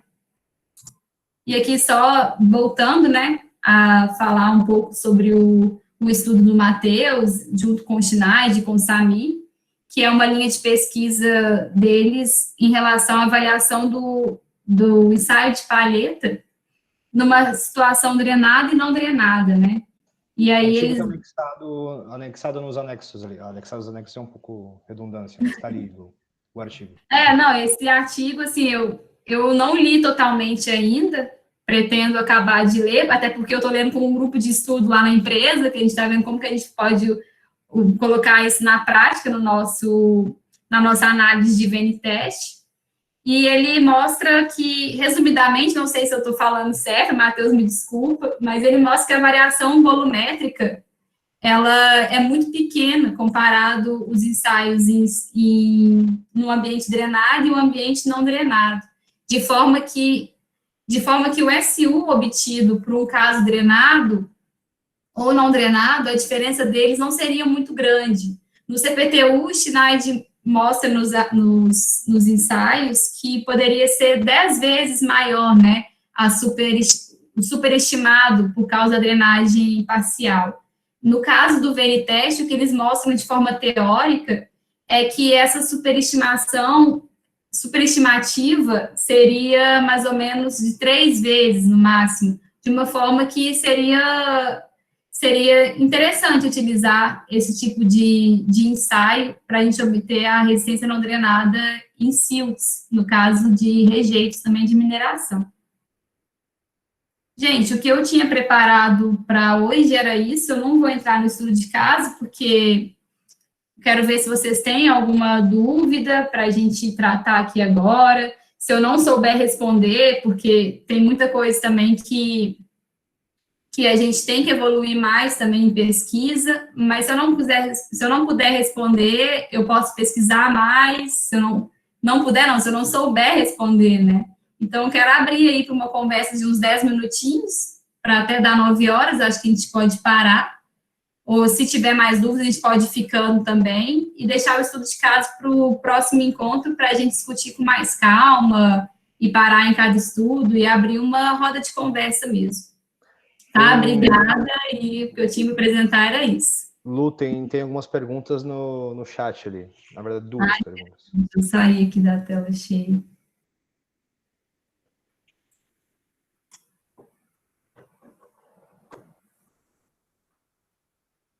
A primeira pergunta, Augusto, de que se estão sendo construídas barragens a montante ou só descomissionadas. Não estão sendo construídas, as barragens a montante foram proibidas. A informação que eu tinha essa, mas não tinha entendido bem. Assim, eu acho que eu nem falei mesmo. Acho que eu falei só, assim, das vantagens e desvantagens, né? Mas não estão sendo mais construídas depois da ruptura de Fundão de Mariana, em 2015, se não me engano, já tinha sido proibida a construção de barragens a montante.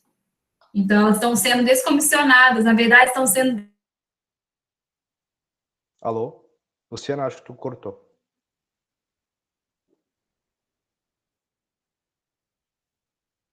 Bom, a Luciana teve um problema técnico, pelo visto. Descaracterizadas, é um novo voltou, termo. Assim. A conexão caiu mesmo. Repete, por favor, né?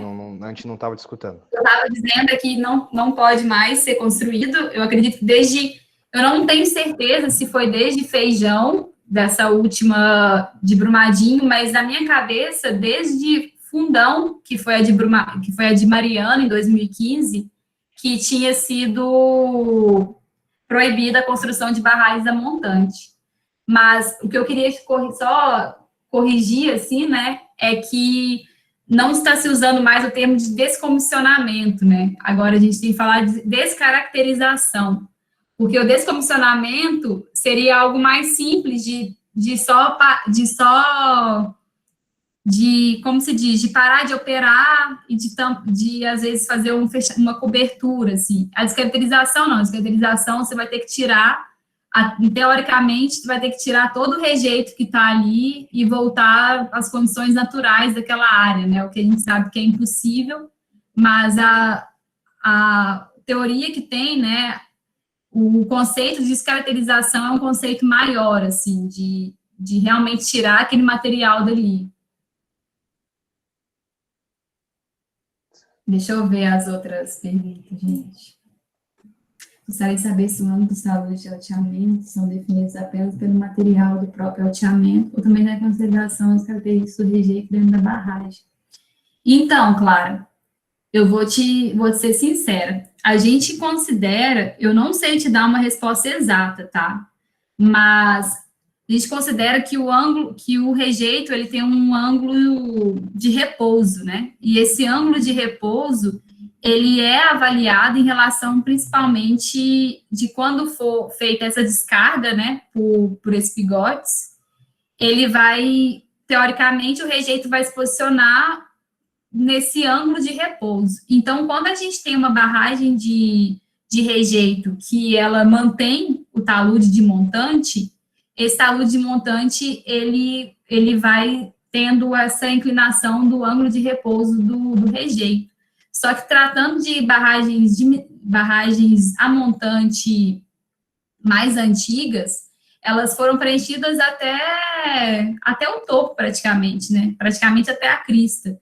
Então, a gente não tem mais um talude de montante nessas barragens, né? A gente nem avalia o talude de montante, porque não existe mais. Já tem a crista e ela já é preenchida praticamente todo o reservatório com rejeito.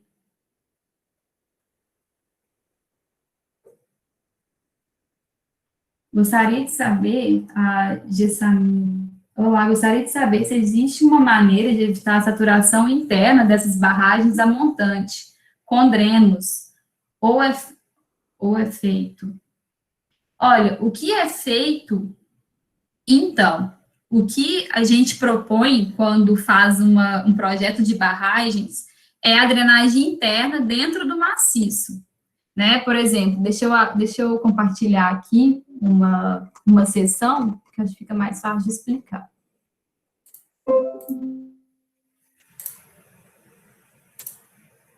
Aqui, né, no caso, por exemplo, dessa barragem que eu usei de exemplo, que é a barragem do Córrego do Feijão. Aqui não mostra, né, mas está bem resumida essa seção, mas a gente tem uma drenagem interna no interior desses maciços, no interior dos alteamentos. Não tem um projeto de fazer uma drenagem interna no interior do próprio reservatório. Por quê, né? A gente faz o que seria uma drenagem que a gente usualmente usa, né? A gente faz drenos com material drenante, que seria, por exemplo, areia, né?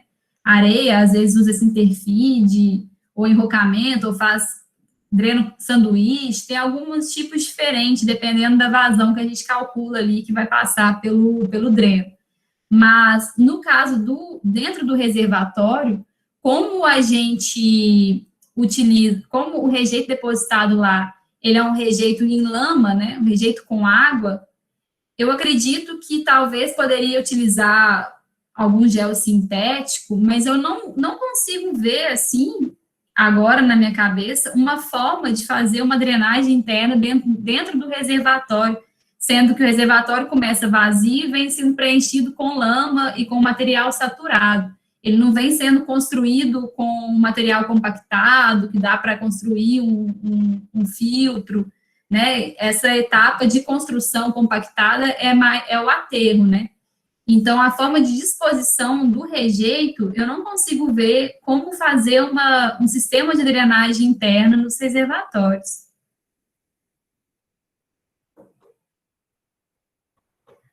O Andres, olá, Luciana. Em tua experiência prática, além da análise de equilíbrio limite, qual a análise de esforço e deformação que constitutivos utilizam para moldar a arete de rejeito?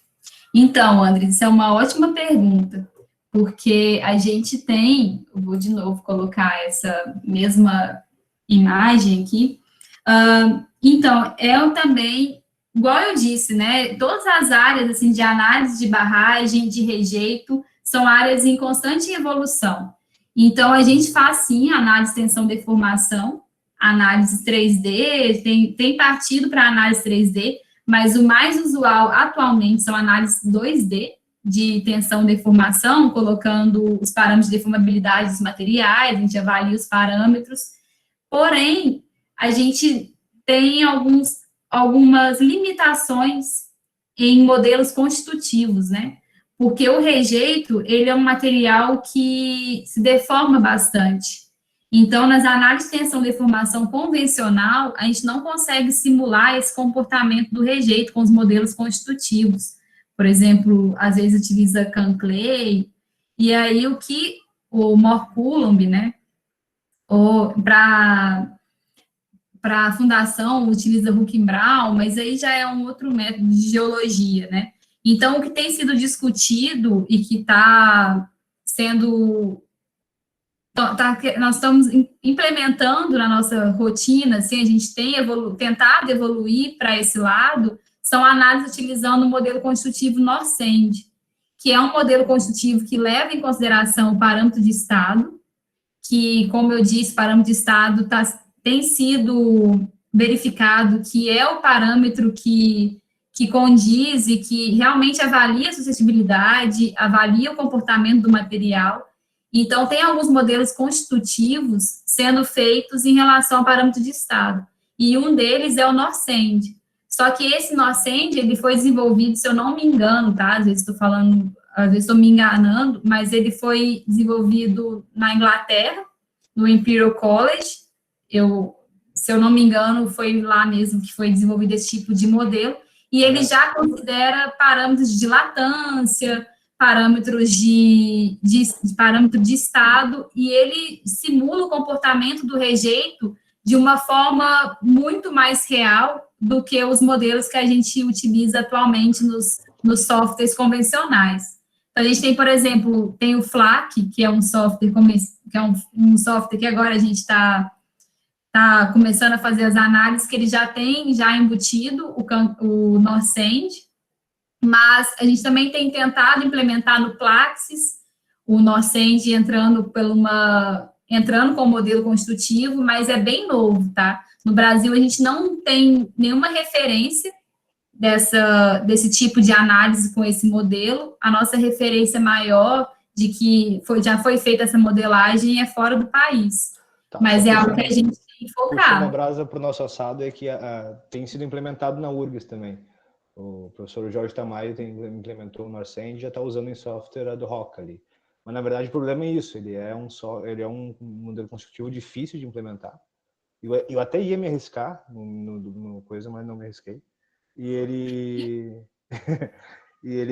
a gente tem pouco software. É um desafio interno da empresa, sabe? A gente teve um colega que foi para os Estados Unidos, ficou lá um mês fazendo um curso desse FLAC para aprender melhor como que funcionava. Aí ele voltou, a gente sem expectativa, ele, gente, não é tão simples assim, vamos com calma.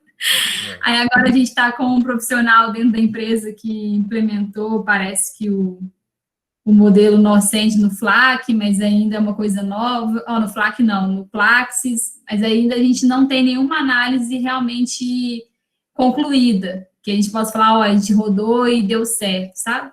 O que o Schneid comentou com a gente uma vez é que na UG estava sendo feito modelagem de ensaio triaxial pelo Norcend, mas eu não... É que, na verdade, para tu verificar se o modelo está rodando certo, né, tu faz esses ensaios clássicos assim e vê se a resposta é a esperada. Então, na verdade, estava nessa fase quando ele comentou, provavelmente. Mas é complicado esse modelo. Ele é bem completo, mas é bem complicadinho. Mas é para onde a gente tem que andar agora, porque são várias as dúvidas, assim, e como essas barragens são muito sensíveis, né, a gente precisa de um modelo que simule essas grandes deformações para a gente conseguir avaliar, porque senão a gente está tendo respostas e modelos que não condizem com o que a gente tem na prática, né, a gente não tem a segurança de tomar a decisão que a gente precisa nesse tipo de situação, né. Mas é algo que vai evoluir, que eu não sei quase nada de modelos constitutivos, assim, lembro muito pouco das aulas, mas que eu tenho pego para estudar, e o Norsend, e entender um pouco melhor como implementar, né? E a partir do momento que implementar, saber usar, né? Que é muito importante também. Deixa eu ver outra dúvida da Rosane. Uma barragem que está com alteamentos a montante pode seguir com os próximos alteamentos a jusante? Existe casos assim? A gente, perguntas de vocês são bem boas. Rosane, então, na verdade, essa é uma das soluções que a gente tem dado para esse tipo de barragem, né? Não solução, mas, por exemplo, vou compartilhar de novo aquela sessão aqui, né? Oh, aqui. Não é aqui. Gente, peraí. De novo esse slide aqui, que é, de novo, essa seção de uma barragem a montante. E o que a gente tem, o que acontece, né? A barragem, do jeito que ela está atualmente, a gente não pode mexer, como eu disse, né? Não digo todas, mas boa parte das barragens a montante estão interditadas. Por quê? Porque os fatores de segurança que a gente calcula por critério de equilíbrio limite, eles são menores do que o estabelecido em norma. Então, elas estão com declaração de estabilidade negativa. Então, elas estão interditadas, né? A partir do momento que uma barragem está interditada, você não pode entrar e fazer uma obra nela, por exemplo, não pode, como se diz, não pode perturbar, né, aquela barragem, porque qualquer perturbação poderia ser um gatilho para liquefação. Então, a solução que a gente tem dado antes de escavar esses rejeitos, por exemplo, é construir um reforço, né? É construir um reforço ajusante para que ela tenha condição mínima, para que, com a construção desse reforço, a gente consiga fatores de segurança mínimos maiores do que a norma, né?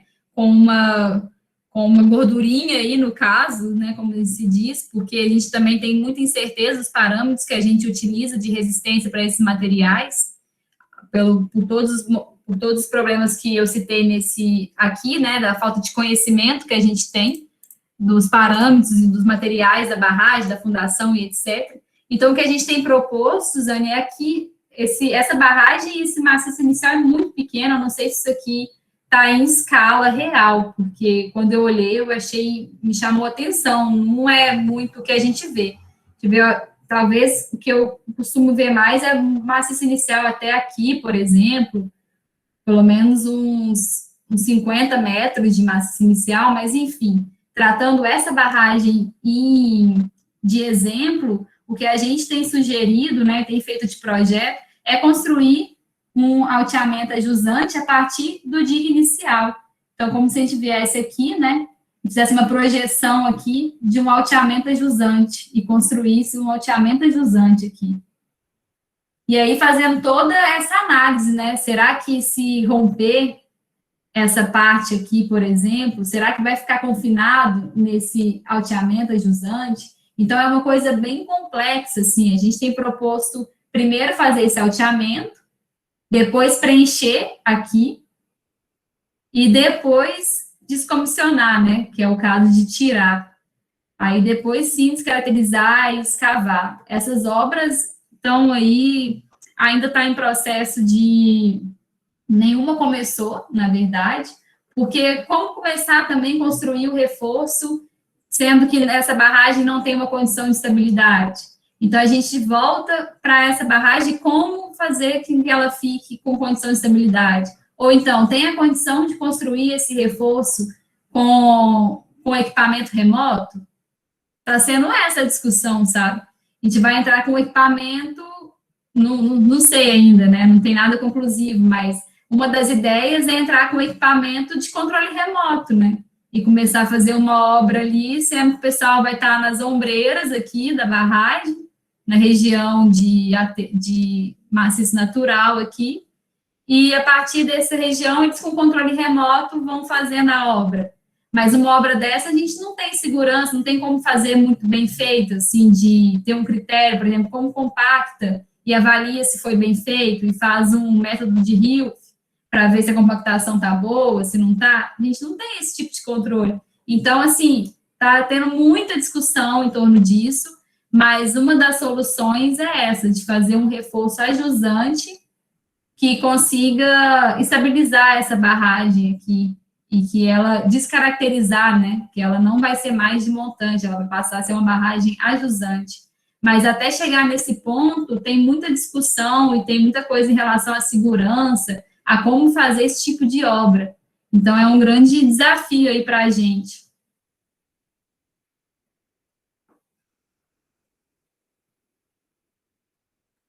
Gente, eu acho que essas são as perguntas de hoje. Bom que a gente cumpriu o prazo e o tempo. Para quinta-feira eu trago os estudos de caso aqui, mostrando os ensaios, mostrando as metodologias que eu apresentei, avaliando alguns ensaios realizados. Para a barragem de Feijão, eu consegui alguns ensaios naqueles relatórios. Para a barragem de Fundão também. Aí eu vou apresentando aqui alguns e a gente discute mais. Muito obrigado mesmo, Lu. Estava muito bom. Faço minhas Obrigada, palavras, gente. Bruna, ali. Legal, também gostei. Boa noite. Então tá, boa noite, pessoal. Boa noite, Até Lu. quinta, pessoal. Até quinta-feira. Obrigada, boa noite. Boa noite, claro. Tchau, tchau.